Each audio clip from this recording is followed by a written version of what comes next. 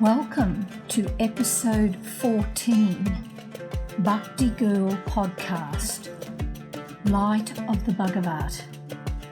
In 1961, when Srila Bhaktivedanta Swami Prabhupada was residing in Vrindavan, he was invited to attend a world conference in Japan on the Congress for Cultivating the Human Spirit.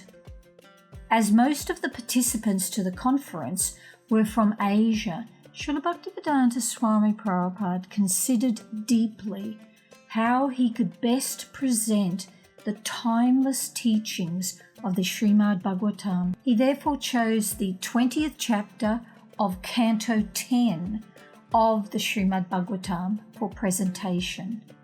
This chapter is a description of the rainy season and autumn in Vrindavan.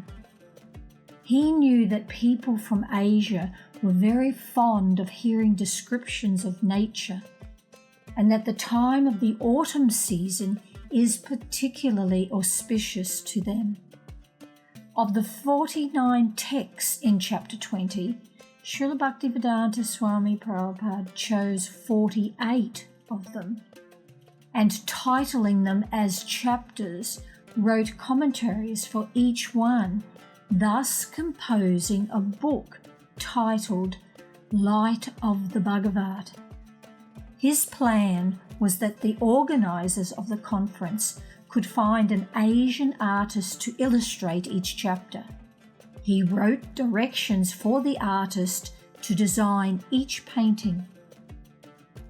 Chapter 20 in Canto 10, description of the rainy season and autumn in Vrindavan, is most fascinating, and Srila Bhaktivedanta Swami Prabhupada highlighted parallels from seasonal phenomenon with spiritual philosophy.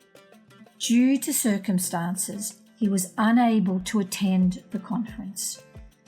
As there are 48 short chapters, each with a commentary, I have chosen chapter 13 to read aloud on this podcast with its commentary.